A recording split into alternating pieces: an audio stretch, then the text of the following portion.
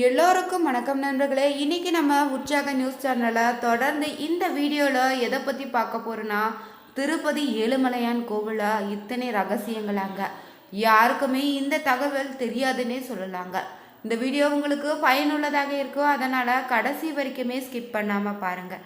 இது போன்ற சுவாரஸ்யமான பதிவுகளுக்கு மறக்காமல் உற்சாக நியூஸ் சேனலை சப்ஸ்கிரைப் பண்ணிக்கோங்க. லைக் பண்ணுங்கள், ஷேர் பண்ணுங்கள், கமெண்ட் பண்ணுங்கள். உங்களுக்கு பார்த்தீங்கன்னா ஜோதிட ரீதியான சந்தேகம் இருக்குதா?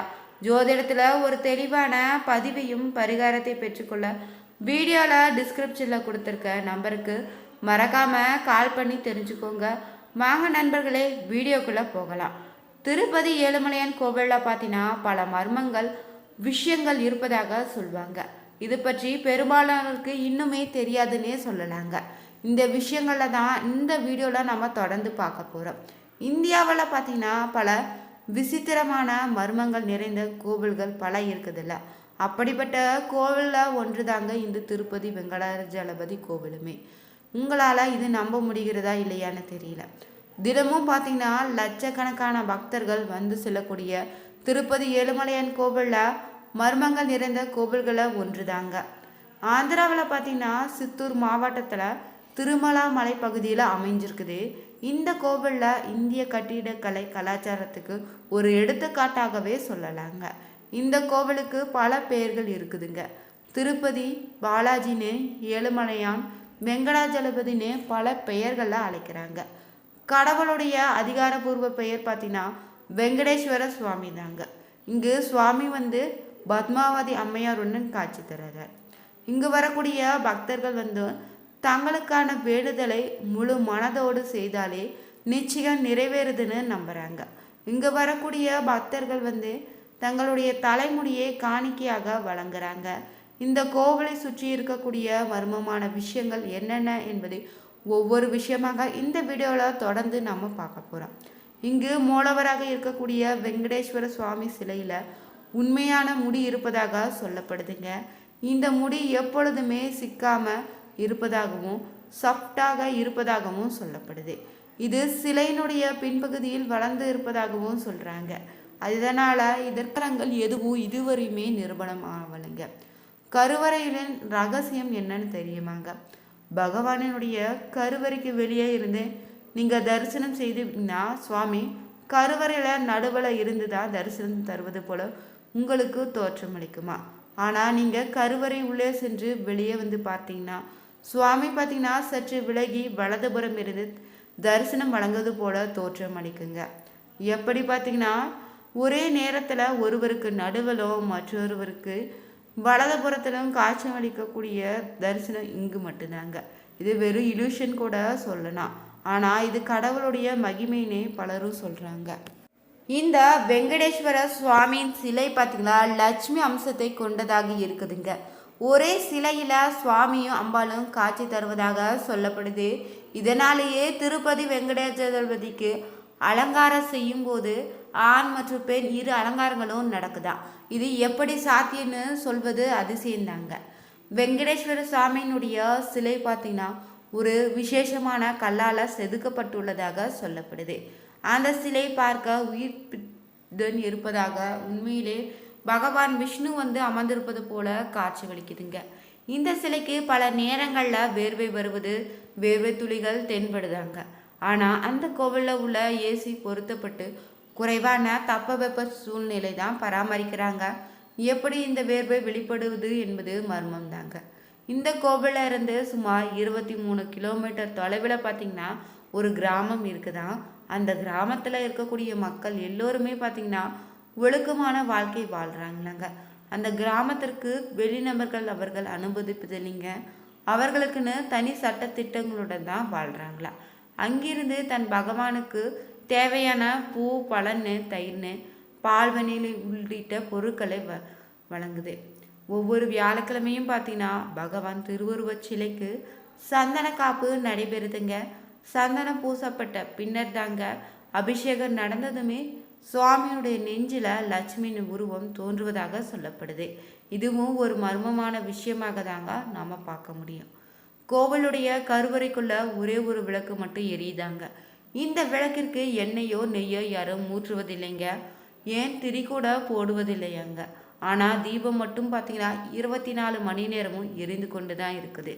இது எப்படி எரிகிறதுன்னு யாரும் தெரியலன்னு சொல்கிறாங்க.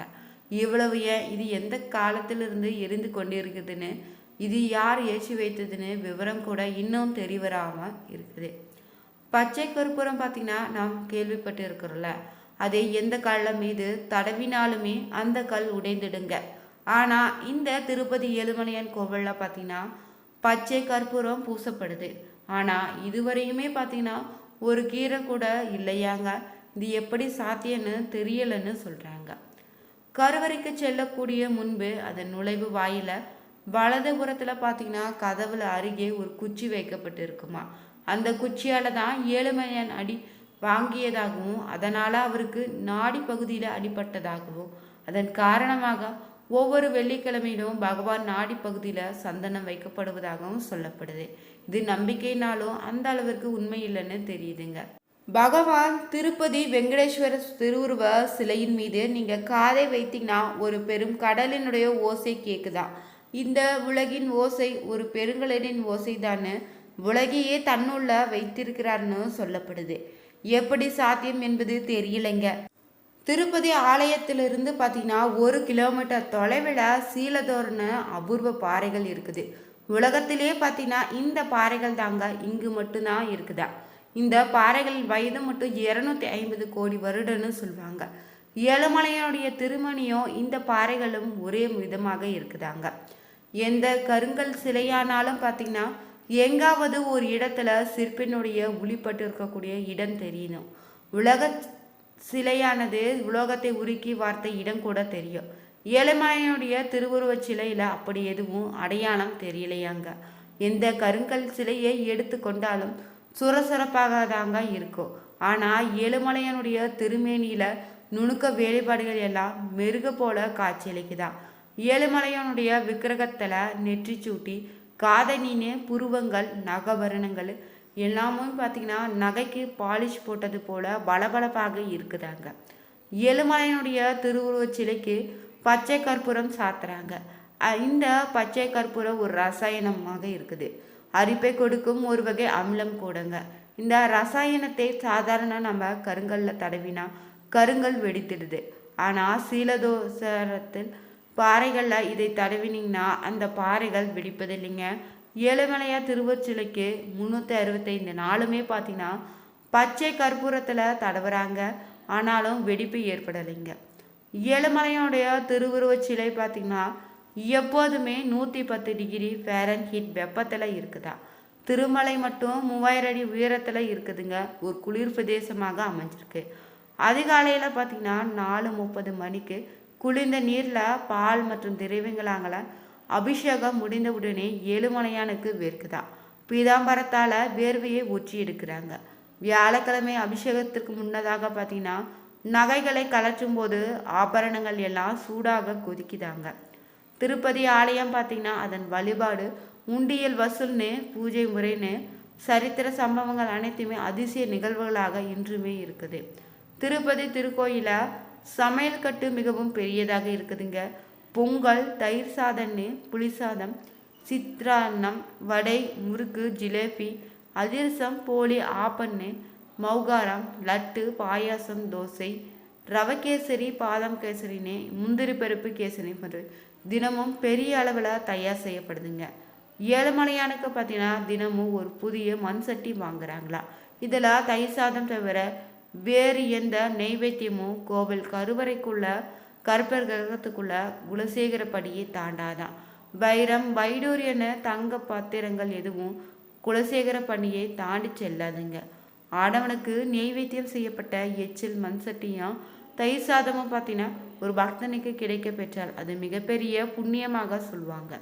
ஏழுமலையான் உடை பார்த்திங்கன்னா 21 மூல நீளமும் 6 கிலோ எடையும் கொண்ட புடவை பட்டு பீதாம்பரமாக இருக்குது.